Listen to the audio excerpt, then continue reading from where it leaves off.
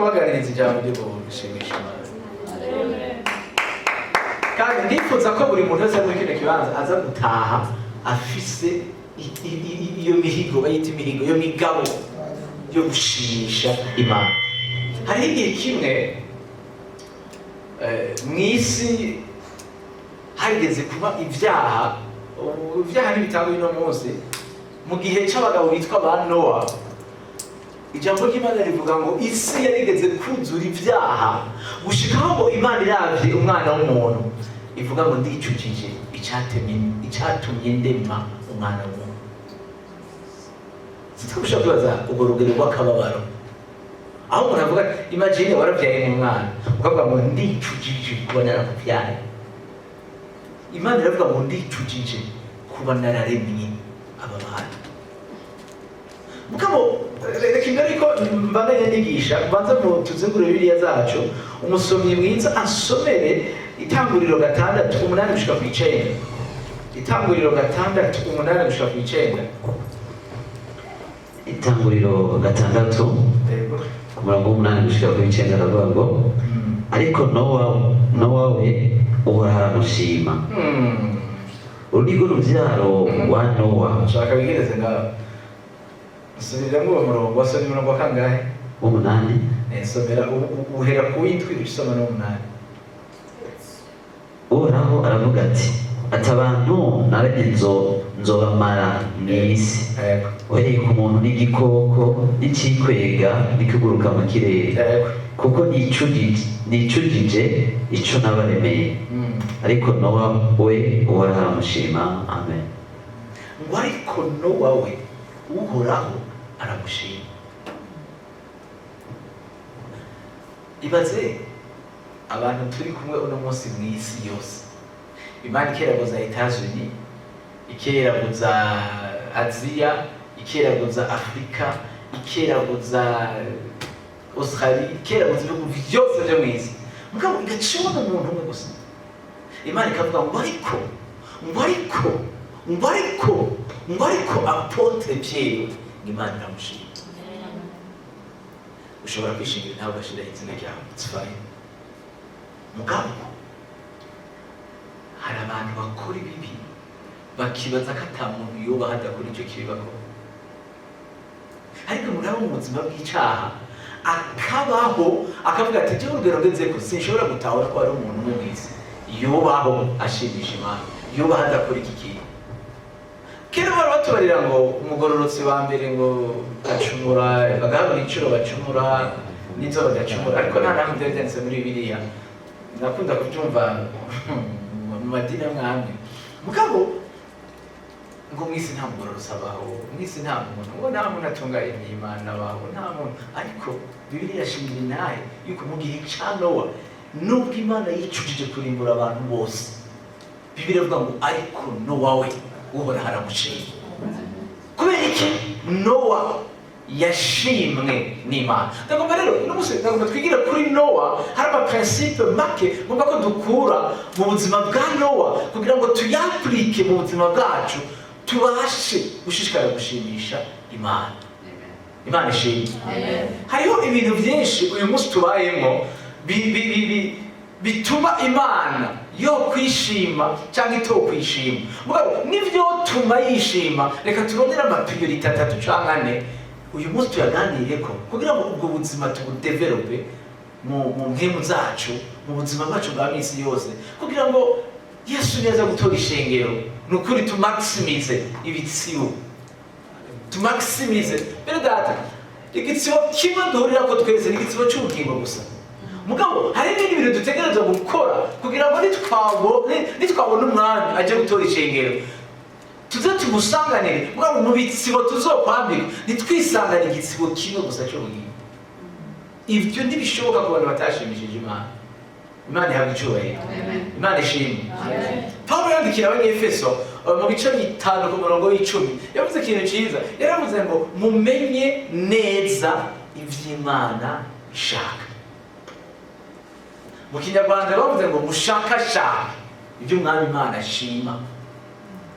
muronderere. Hari ibintu Imana ishima, hari ibintu Imana ikunda, hari ibintu Imana ikubonye ivuga ati jewe umuntu yongirira ibi bintu numva noryoherwa. Reka ndabahe akantu gatonya. Dusuppose yuko mama Apotre akunda gufungura icyane gusumba ibindi byose. Nibyo. Reka dufate ko akunda umuceri n'isamaki. Disons umuceri n'isamaki, sivyo? Ni epinard. Ni exemple ntanze umuntu nawe uri muri ubu buryo. Mu gihe yosanga bamuteguriye epinard n'ifi n'umuceri, by'ukuri azokwishima cyane, azonezerwa cyane, kuko azobashimishije, uzokoze ku mutima wiwe. Hari ibintu umutima ukunda, abibonye ari satisfied. Ico gihe yumva yo guha ikintu cyose afise cyo kunezereza, yumva yo gukorera ikintu cyose gituma umutima wawe wishima ukanezerwa. Niko tumeze kandi twese burya ikintu cya mbere jewe nkunda canke umuntu wese akunda, ukimukoreye immediately ubaye inshuti yiwe magara, ubaye umuntu wa mbere mu mutima wiwe, ari hana kubika mu cyumba kiri kure cy'umutima wiwe. Imana ishimwe. Amen. Haleluya. Amen. Imana yabishoboye. Amen. Nowa rero arafise ibintu yari yarakoze. Nowa arafise ibintu yari yarakoze byatumye Imana imurobanura mu isi yose, igatuma Imana imunezererwa gushikaho ijambo ry'Imana rivuga ngo ariko Nowa we uhora haramushima. Ariko ni complément circonstanciel d'opposition, ni ikintu kiza kuvuguruza ikindi cyari gihari. Twari turavuga ibintu bibi ariko tugira tuvuga ikintu cyiza, twari turavuga ibintu byiza ariko hari ikintu kibi tugira tuvuga. Rero ariko yo kuri Nowa yabaye nziza cyane. Imana irikirababara, irikiridogera abantu, irikiravuga ngo mwisi numva Nowa rimbura bose, mbere ndiyicujije, je regrette kuba nararemye aba bantu, ngo ariko Nowa we uhoraho aramushima.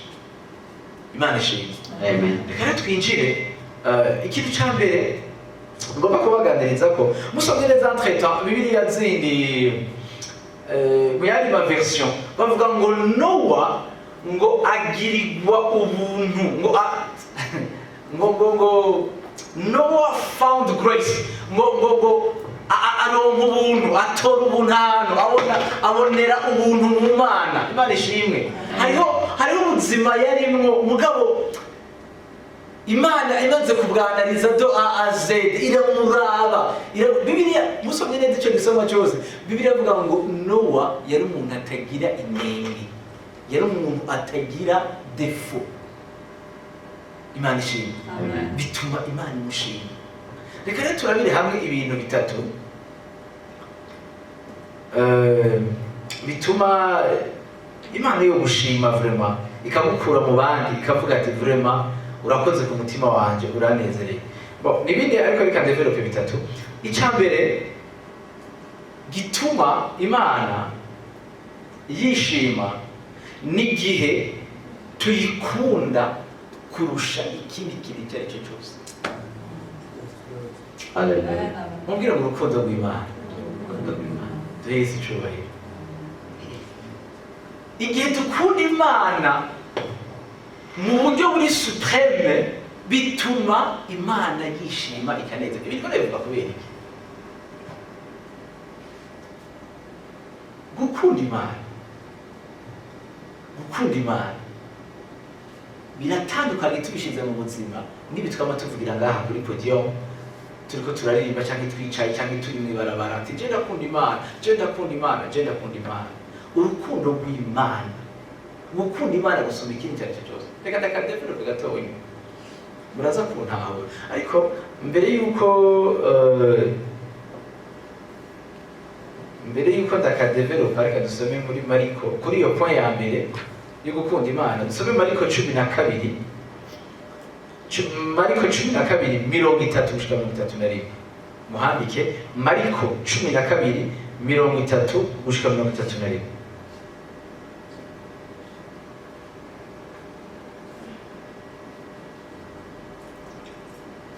Mariko 12:30. Ngo kandi mukundishe uhoraho imana yanyu imitima yanyu yose. Kandi mukundishe uhoraho imana yanyu imitima yanyu yose. Imana ishimwe. Amen. Dukundishe uhoraho imitima yacu yose. N'ubugingo bwanyu bwose. N'ubugingo bwacu bwose. N'ubwenge bwanyu bwose. N'ubwenge bwacu bwose. N'inkomezi zanyu zose. N'inkomezi zacu zose. Irya kabiri ngiri. Yego. Mukunde bagenzi banyu nk'uko mwikunda. Nta rindi bwirizwa risumba ayo. Amen. Pardon. Kubera iki ijambo ry'Imana rivuga ngo dukunde Imana n'imitima yacu yose? Reka ndabapruve ingene abantu badakunda Imana n'imitima yabo yose. Kubwira Imana ko tuyikunda biratworohera. Mugabo kuraba match ya Barcelona na Real iminota 90 utarigira usenga iminota 90 navyo biratworohera. Gufata ama message amajana abiri wandikira umugore wawe, wandikira umugabo wawe, wandikira umufiance wawe biratworohera, mugabo tudafise verset biblique imwe twasomye mu munsi. Biroroshe cyane kuvuga ko dukunda Imana n'imitima yacu yose, mugabo chaque weekend turi kuri beach tudashobora kuvuga ubutumwa bwiza. Ivyo bintu biroroha mu munsi. Afite iyo twatura ko dukunda Imana, haba no gukunda niki? Gukunda haburikiye ibintu byinshi. Ni kuvuga niba uvuze ngo ndakunda Apotre, nuko ndamuha umwanya wanje Apotre. Ndamuhebera umwanya wanje. Nimba ku munsi ufite amasaha 28, nta kindi kintu nza guha amasaha 3. Amasaha 3 na ya Apotre. Abandi bose baza guhera kuri abiri, isaha imwe ni iminota kumanuka. Mugabo wawe undi nkunda ndamu mwanya munini cyane ikindi kintu cyose. Mbega cyukuri turakunda uhoraho n'imitima yacu yose. Haleluya. Amen. Tuyizi cyubahiro. Tuyizi cyubahiro. Amen. Turakundisha uhoraho umutima wacu. Mbega amafaranga yacu ariko arakorera Imana ubwa mbere yuko akorera imiryango yacu ubwa mbere. Imana ishimwe. Mbega turiko turajustifia urukundo dufitaniye n'Imana gute? Iyo tuvuze ko dukunda Imana, bene data, Imana ntibayijyajya. Imana kandi ngo ntigabitanye. Imana ishimwe. Amen. Imana ishimwe. Amen. Imana ntigabitanya. Bivuga ngo ntinagabitanya ngo yibagire urukundo, yibagire imirimo myiza uyikorera. Karibu dongera. Imana ishimwe. Amen. Ijambo ry'Imana ntiribesha. Imana ngo ntigabitanya ngo yibagire ibikorwa. Imana reka nabwire ikintu kimwe. Imana ntishobora kwibagira amafaranga watanze mu murimo wayo. Jamais au grand jamais. Narabona Imana itibagiye. Narabona Imana itibagiye. Ndabizi urabiba mugabo urira. Mugabo cyangwa Imana rwa ngo tuzokwimbura tunezerewe tu. Amafaranga. Reka mvuga kuri kote y'amafaranga. Amafaranga n'ubuzima aha mu isi. Umuntu agutwaye amafaranga agutwaye amaraso. Parce que nushobora kuronka amafaranga udakoze kandi gukore serezuma uruhe umubiri ubabare ugire stress ugire ibibazo by'amafaranga wumva unaniwe. Ariko hamwe n'ivyo gutanga rero y'amafaranga wakura muri za mvuvu zose ndabwiza ukuri Imana ntiyibagiwe. Imana ntiyibagiwe. Amen. Haleluya. Amen. Haleluya. Amen. Apotre Imana ntiyibagiwe. Ntigabitanya ngo yibagire imirimo mukora. Imana ishobora kugabitanya ngo yibagire ibyo misozi muduga mutwaye inkuru nziza y'ubwami. Ntibikunda. Kubera iki? Izobakura mu bandi ibashime kuko mwayishimishije mu gukora ico nyene abandi cabananiye gukora. Amen, amen. En fait, nimurabe amasitatu y'abantu, amasitatu kuri WhatsApp no kuri Facebook, ni Barcelona, ni Real Madrid, n'ibintu ikintu n'abana b'ishengero n'abana b'Imana bari muri iyo mudu, kubita ko Barcelona, kubita ko Real Madrid, ukazorondera kashirako verse biblique yigisha abantu uwo munsi. Ukashitare ngo turakunda Imana, nakabishira muri korasi mu majwi ya Arutona tenora asubira. Kubona akakwemeza gakunda Imana. Gukunda Imana. Reka tureke ibyo gukunda Imana, reka tureke gukunda abantu. Ndabwiza ukuri, n'umuntu mukundana hari ibikorwa utabikorera ugati umuntu ariko aranjyanye, ariko arandusha. Umufiance siwe. Atunga miliyoni 50, nkagira ikibazo c'ibihumbi 100, ntasove mu bihumbi 100. Ubona umushe, ubona muhebera ico, kuko naco yitaho, naco yibwira. Hasigaye kujya mukobwa akunda amahera, kujya muhungu akunda amahera, ntayakunda, ahubwo wewe ni utazi ko yarekura kugira ugaragaze.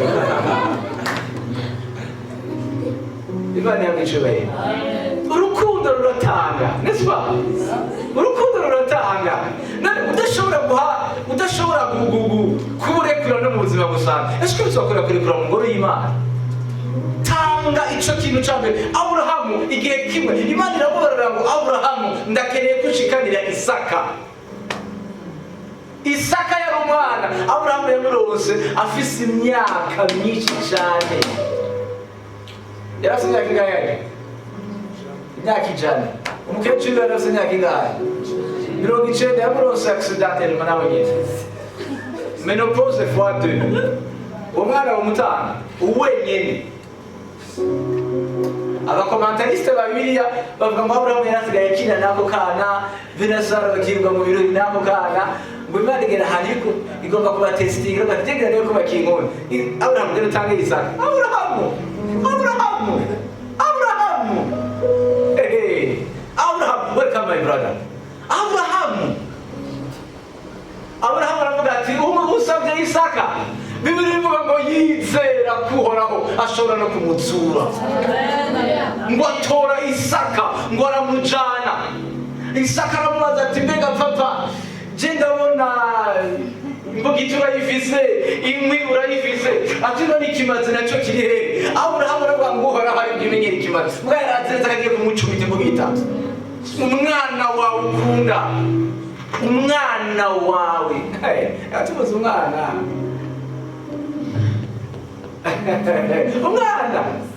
Umwana yo Aburahamu ngo arakajana neza, aragatera umugozi ikambabura arakaboha, ngo gashira ku gicaniro kuki aho batangira ikibazo atora imbugita. Bene that Aburahamu ntiyari karavyina, atora imbugita agira cumite, Imana ikoma induru, ati ngo barabikoze, ati reka mwishe.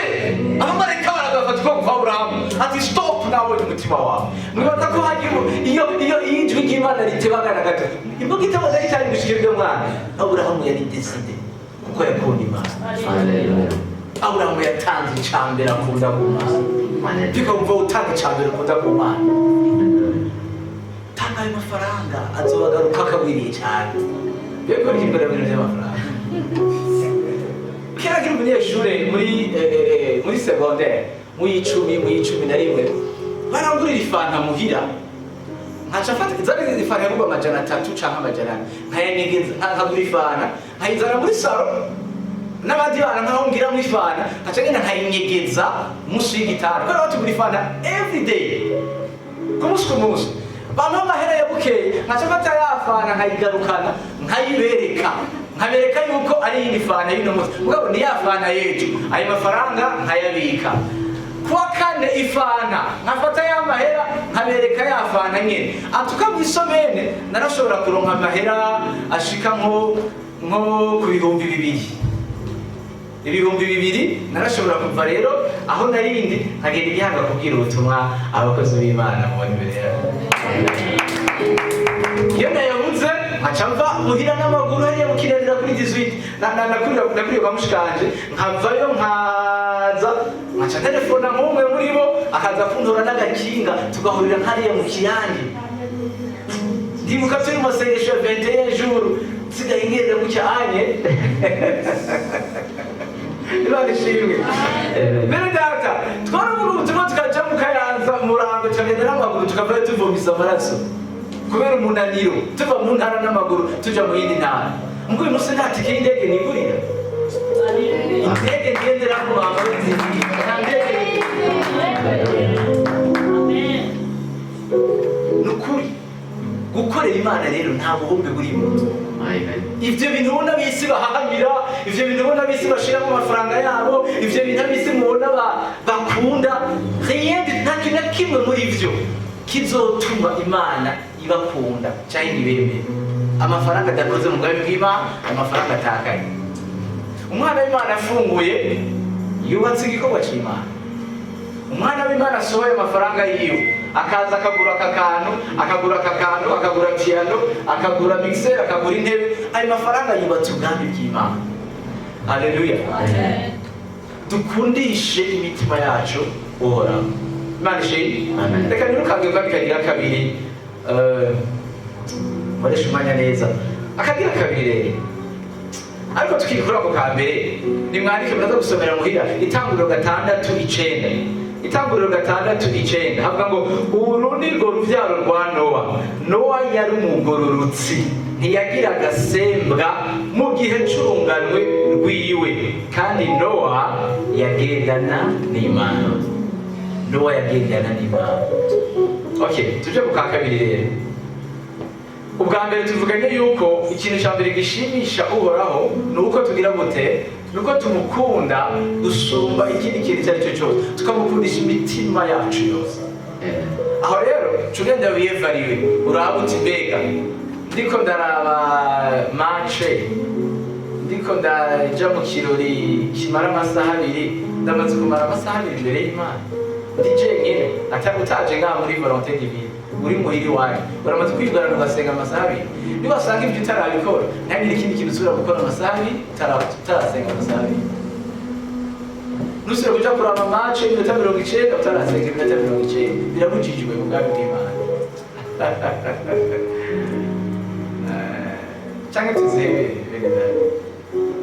apote n'icyo gitwa reka reba mu bishini n'abayimina n'abantu b'abaframaso bareba bakinyi mubona harimo abantu bimwe mu mbere niyo jambo kuruwari muri bijya bintu cyane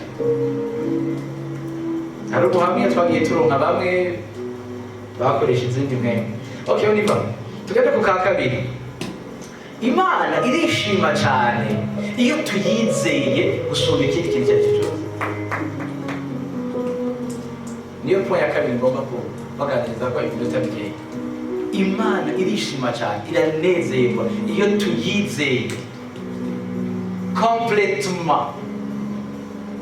when we trust in him completely apana bya bintu byo kuza ngo Imana ngo ati jeje ati uyu frere ndi muri vezo y'ibihumbi 300 ugandaze ndebe muri nkaza kuri ibihumbi 100 mpavure mugabo ari kansenge en fait injana yizerewe uyu brother 200 yizerewe Imana bagira basangire Imana n'imufere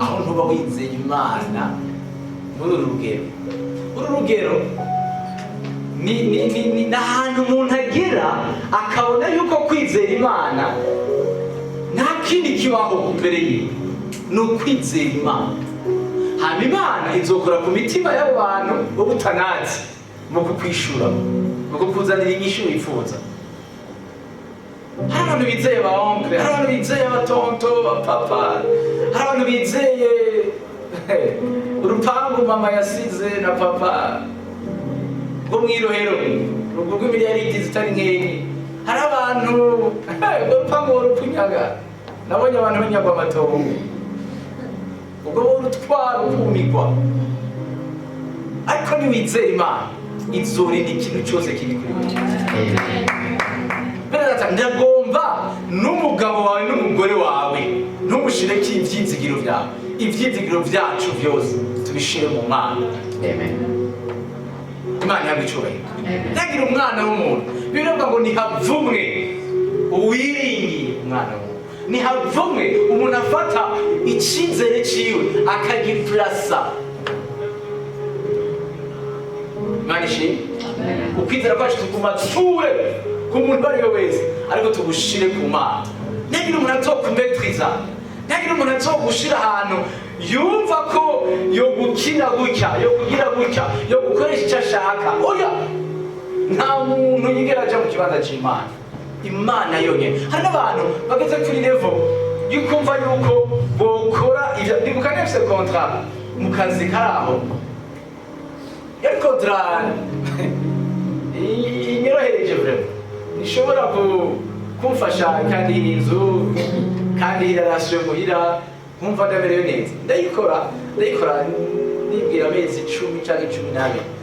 Kontra rero aho yobandanije baca banzanira urubanza, ndategerezwa kuburana mugabo kandi ndarubonamo akantu atari keza. Ndabwira ntanzobamo dushaje kubesha, barambwira toya tugomba kubiburana kubera dufitaniye amasezerano. Ndabwira ayo masezerano rero rekahagarara no munsi, reka ayo masezerano ahagarara no munsi, hama niyipfanishwe n'inzara mfire mu biganza by'Imana. Amen. Akongora icyaha kugira ndare ndi no munsi. Imana ntizokurimbura, Imana ntishobora bantu bumva yuko umuntu uwo ari we wese icyari cyose ntacyo yo gukoresha kidahuye n'ubugombe, kidahuye na volonté divine. Amen. Bene data, turi mu isi kugira uronka akazi keza hari ibintu bibanza kuba. Turi mu isi imbere yuko winjira muri kategori y'abantu runaka hari amasezerano ubanza gusinya, hari ibintu runaka ubanza gukora. Turi mu isi umuntu akeneye kuba i Buraya abanza kwerekana ifoto ko bamuteye umupanga ngaha kandi ari karembana kugira ngo baguhe impapuro i Buraya, ariko si impapuro z'ijuru. Gehinomu ntizohera mu Burundi gusa, ni Buraya izoshikayo. Turi ahantu umuntu agomba gukora ibintu runaka kugira aganye ibintu byo ngaha mu isi biyoka bishira n'ingoga. Reka twizere Imana, reka twizere Imana. Haleluya. Reka twizere Imana. Reka Yesu azoza n'ubuyobozi ahagaze imbere yanyu, yoza n'ama ambition dufise n'ibintu biri imbere yacu tutarakora. Yesu yoza, sisi azoza bagize Mariya. Kera nawe navuga ati vraiment il faut pas ko Yesu azana arongoye. Okay, ni blague. Ariko nagomba ngo mutaho iki kintu. Yesu yoza atumoma. Ejo bundi Imana yarangenereye ndyamye mbona umuzo w'Umwami Yesu aza mu bicu. Mbere yuko ndamubona nabonye abamarayika buzuye ikirere basatiriye isi baza ndabaza abantu turi ntambaye impuzu zera mwebwe muriko murabona hejuru, barambwira bati ntabwo turiko turabona. Habaciye akanya mbona Yesu araje, aza ari umugabo mwiza, mbona yicaye mu bice kose muri intebe yicayeko, umugabo mwiza cyane munininya, ari mu macouleur y'iki gicu nyene bleu ciel blanc. Umugabo mwiza arangwengera arampamagara gucyanye, hama ndaduga gatonyi ngo ngeze nkahajya ndagaruka. Hama ndiko ndabwira abakozi b'Imana ibintu nabonye, barambwira ati ugiye ugeruka mushikira ati ubu nyimva yawe ibiri kinkoni baba yica kinkoni. Ariko Yesu agiye kuza. Abantu twari kumwe cambabaje nuko bobo ivyo nariko ndabona bo nsizire ni mugiye saraje kutujana abantu, ariko bose sivyo bari. Imana ishimwe. Amen. Twizere Imana. Yesu yigeze kuvuga ngo mwizere data na jewe munyizere, ni muri kwa data n'abatumeje. Twizere Imana. Turi mu gihe cy'idamidami. Hari ahantu ugera, hari amaviri ugera mu kibazo ati aha eswe hari umuntu wazoja mu ijuru, ukibaza ico kibazo hariho umuntu umwe azoca mwico.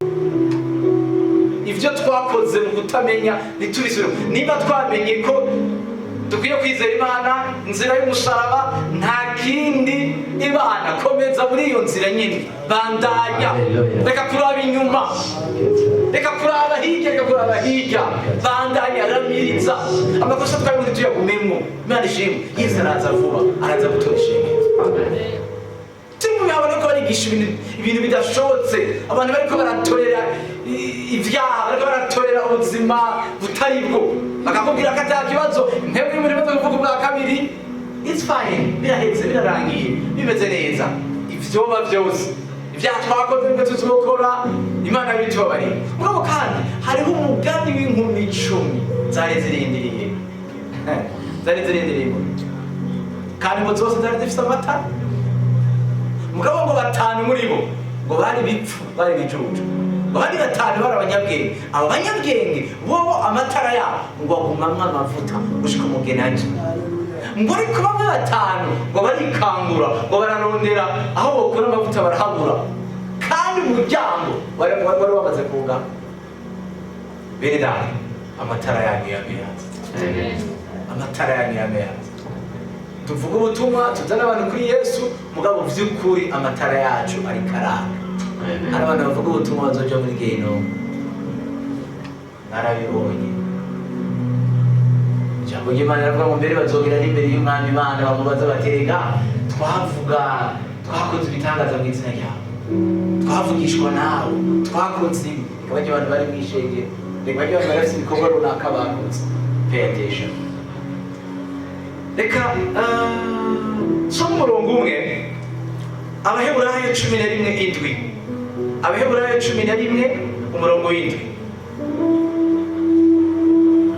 Abaheburayo 11 umurongo w'indwi bavuga ngo ukwizera niko kwatumye Nowa yubaha amaze kuburirwa. Ukwizera niko kwatumye ngo Nowa agize gute? Yubaha amaze kuburirwa n'Imana bitari bwaboneke.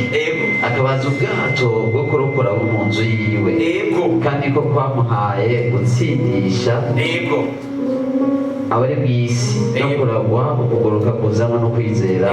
Amen, amen. Urakoze cyane. Okay, reka ndabivuga amajambo make munota umwe. Nowa, Imana yigeze kumusangira amubwira ati, Nowa, jewe Uhoraho Imana ndakubariye aya majambo akurikira: niteguriye kurimbura isi, nzorungika umwuzure, enda baza ubwato. Ubwo bwato bwari ubw'umuryango wiwe n'ibindi bikoko Imana yamariye bizojamo. Mugabo Nowa ubwo bwato yabubaje imyaka 120. 120 uri kurabaza ubwato. Iki rero gitangaje naco mu Bibiliya ivuga yuko Nowa igihe yabubaje ariko aravuga inkuru nziza, abwira abantu ati nimwihane ibyaha, nimuve muri ivyo bintu, nimuze ku Mana umuremyi wanyu. Abapsikologe bakamubona ko afite ikibazo cya psikoloji nyine mu mutwe, baranabize. Abaravuga ati no, utamara afite ingorane quelque part. Ibaza kurepeta ikintu imyaka 120 ariko arabaza ubwato, mugabo aburira abantu. Abaza ubwato aburira abantu. Imyaka 120 yuzuye, ico Imana yavuze kirasohoka. Imvura iragwa, umwuzure uratemba, isi yose iratwagwa, ukuyemo Yobu nako Nowa n'umuryango wiwe n'ibikoko Imana yamuhaye. Imana ishimwe, Imana yagucuraye. Nowa rero yabaye umuntu yizera Imana, aca yizera n'ijambo Imana yamubariye. Mwibuka Aburahamu, Imana yaramagaye Aburahamu, iramubwira ati, Aburahamu va mu gihugu cy'iwanyu. Mugabo Imana ntigeze imubarira ati ca ku mupaka, par exemple wo mu Gatumba, canke wo mu Kayanza, canke mu Makamba, canke wo Ikobero. Eka muga Imana yamubariye ati, va mu gihugu cy'iwanyu. Uwo mugabo Aburahamu asohoka igihugu, umupaka wose yaciyemo, yagiye yizeye ko ico Imana yamubariye ari ukuri, kandi ahaca hose kariho, kandi aravyumvira aragenda. umuntu aratumvira imana ni ukuri sindababesha umuntu atizera imana arafise ikibazo gikomeye cyane izera imana gusumba uko wokwizera ikintu icyo ari cyo cyose amen okay reka mvuga akanyuma minota 3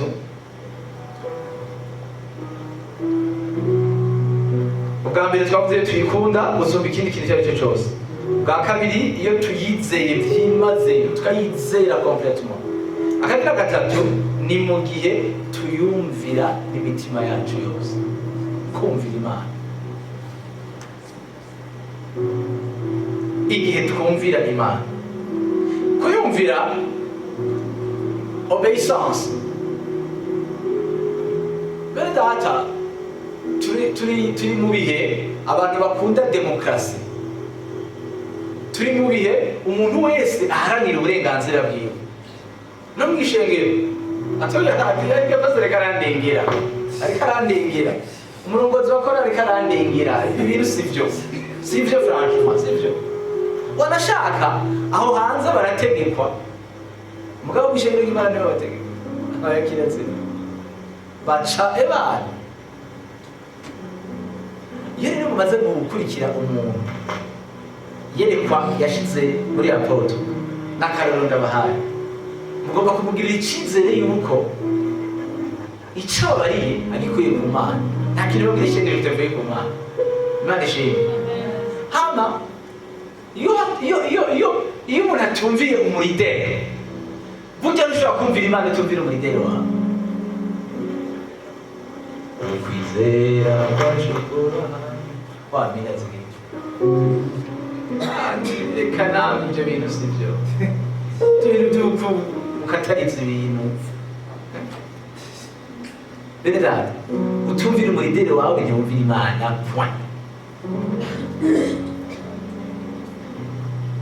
murabizi ko tuzotanga amaraporo ku Mana murabizi umuntu wese duhangana imbere y'Imana atanga raporo none uronka raporo y'Imana gusa utanze raporo k'umurongozi wawe udashobora kumvira gukubura iyi sare ukumvira ukaja kuvuga ubutumwa bwiza Imana yagutumye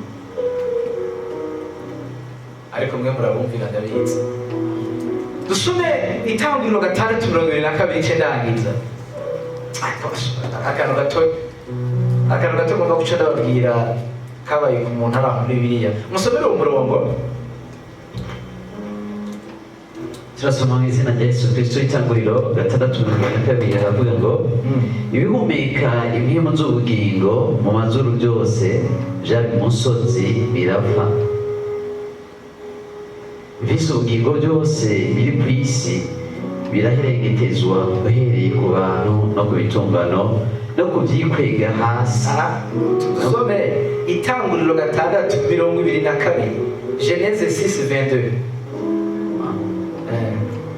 turasoma mu izina rya Yesu Kristo amen nuko Nowa abigenza atyo uko Imana yamubariye kose niko yakoze amen amen ngo nuko Nowa abigenza atyo uko Imana yamubariye kose niko yabikoze burya bwacu Imana yaramubariye ati uzogende urondere igiti cy'isederi urondere igiti cy'itwuku urondere igiti cy'itwuku igiti cyose Imana yamubariye nico yarondeye aho gutera umusumari nibamubariye ati ni santimetero zikumanuka byabaye ivyo izindi Bibiliya zivuga ko yabikoze exactement uko Imana yamubariye uko niko kumvira Imana yifuza kuri twebwe bene data niduharanire uburenganzira dufite mu Mana iki kintu ndakunda kukivuga ko abantu barakunda kuvuga amadruwa yabo bafite mu Mana abantu barakunda kuvuga ko Imana yabakijije inguma za Kristo zadukijije indwara ati nta kintu kizogira icyo kingira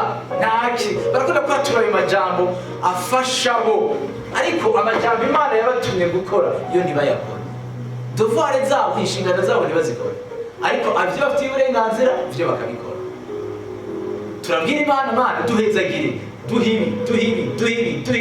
duhibi dukorera ibi erega niko wavuze erega biranditse ko umwana wawe atazomaramara erega biranditswe yuko tutazoba imirizo tuzoba imitwe ibyo byose nagasoma muri Luka 10 muzose bw'irya gice cyose harageze aho Imana Yesu atumye bajya bigishwa aravuga akantu gakomeye aravuga ngo nta kizogira icyo kibagira iryo jambo ryabari abantu bagiye kuvuga ubutumwa bwiza bumviye barabigishwa 70 bavuye kuvuga ubutumwa bwiza ntabwo ari iby'abantu abo aribo bose. Abantu rero baba muri obeyisance nibo bantu Imana yishimira gusumbya abandi bantu baribo bose. Tambitse rero ndagomba kubabwira inkuru muzoyisomere iri muri 1 Samuel chapitre 15. Samuel wa mbere 15 muzoye ku murongo wa mbere mugeze ku 35 muzobona inkuru y'umugabo yitwa Sauli. Imana yarigeze kumutuma, yari umwami w'Abisirayeli murabizi Sauli. Imana iramubwira ati genda utikize abanyamaleki ubice n'igihemba cyose usangayo. Naratangaye ejo bundi uyu premier ministre wo muri Israel Benjamin Netanyahu niko yatumye nawe nyine abasoda biwe barabara ngo mugende muri Palestine ngo mukore bimwe uhoraho yatuma Sauli gukorera abanyamaleki. Ni ukuvuga ni ukwica igihemba cyose. Icyo yakoze Sauli aragenda agezeyo barabishe kwe mugabo baca basigaza umwami umwe baca bafata ngo n'inka nziza ngo n'intama nziza n'impene nziza barazishorera bazizana mu Isirayeli. Hama umuvugishwa n'Imana Samuel aramuraba aramubwira ati n'amahoro ati basha kwa rubanza narumaze bya bindi uhoraho yakubarira ngo je gukora abanyamerika nabishe n'ibitungwa nabi. Ariko Samuel aramubwira ati none ubwo gwanaga numva n'ubiki izo ntama numva ziboroga n'impene n'ivyiki. Sauli avuga toya turumva ati nabaye ubikore atubwira asigaze ibyo tutoshikanira Imana. Yarigira umuntu w'imwemu ati nasigaje intama nasigaje impene tuzobagira uhoraho. Ariko ikintu gitangaje cyane Samuel aramubarira ati oya wakoze ibyo waratakubariye gukora ati kandi kutumviye Imana nayo niyemeye kuhora ku ngoma. Sauli akugwa mu cyubahiro cy'ubwami kubera icyo no kwita l'obéissance partielle. Yarumviye bigera hagati na hagati, alors que l'obéissance partielle est égale à une désobéissance totale. Burya ukumvira nimba kureha gutya umuntu agaca yumvira akagarukiriza ngaha. Uku kumvira yagize si ukumvira kungana no kutumvira ijana kwijana. Imana yaciye ukura ku ngoma sur place. Kubera iki? Yibwiye ko yumviye mugabo atumvira. Samuel aba umuntu w'imwema aragenda arapfukama ngo araririra Imana ngo arasenga. Imana iramuraba amaze iminsi asenga ati Samuel rero kwirusha Sauli ntashobora gusubira kwima. Va muri ibyo bintu rimwe byo gusenga bireke. Sauli ntamukuye ku ngoma byaheze. Imana irakunda umuntu ayumvira. Byo Imana icyubahiro. Data ndaguhaye icyubahiro. Ndagushimiye ko ataye Imana ihwanye nawe. Ndagushimira ko ijambo ryawe ndasengeye ubugingo bw'umuntu wese ari muri kino kibanza ngo twigishe kugukunda kugushira imbere gusumba ikindi kintu icyo ari cyo cyose. Ndasenga ngo twigishe kukwizera gusumba uko twokwizera ikindi kintu icyo ari cyo cyose. Kandi ndasenga mwana umuntu wese ari muri kino kibanza ashishikare kukumvira kandi kukumvira byuzuye icyo ushaka ko tubaho. Waravuze ngo nimugende muhindura amahanga yose kuba abigishwa. Ndasengera umuntu wese ari muri kino kibanza ngo inzara yo kuvuga ubutumwa bwiza, inzara yo kuzana abantu benshi kuri Kristo ishishikare igwira cyane. Rebo shandarabaye geza baile boza maila redinde regoza mandire niya bashaya ayla baza baso ya mande rebosa baile rebosa baila. Ndasenga mwami ngo waguri ministeri. Ndasenga mwami ngo ivuga ubutumwa aho badashika uhabashikanishe uburyo bipfuza babubone mu izina rya Yesu Kristo kugira ngo inkuru nziza y'ubwami bw'Imana ishishikare gukwiragira ku isi yose. Ndasenga mwami ngo umuntu wese muri kino kibanza avarenga inzara n'inyota byo kugushimisha, umwigishe ibishimisha uhoraho, umwigishe ibigushimisha, umwigishe ibintu bishobora mwami gukiza ubuzima bwiwe, ibintu bishobora kuzotuma uvuga ngo mwisi ndishimiye uyu uvuga ngo ariko nowawe uramushima. Ndasenga ngo umuntu wese ari muri kino kibanza washimwe n'Imana bintu byose akora ashishikare gushimwa nawe. Izina ryawe nirishimwe hejuru. Ndizeye yuko iri jambo rizohindura ubugingo bw'umuntu ari muri kino kibanza. Ndizera ko hari ingingo ziriko zirafatwa mu mitima mu mpemu zawe, hari amadecision ariko arafatwa azotuma mwana tugushimisha uko twifuza, udukure mu kigari c'abandi benshi, udushire hambavu, utwigishirize, udukomeze mwana. Inganje n'ibiyawe ubu n'ibi bitazoshira, tuvyatuye tuvyize mu izina rya Yesu Kristo. Amen. Amen. Merci beaucoup.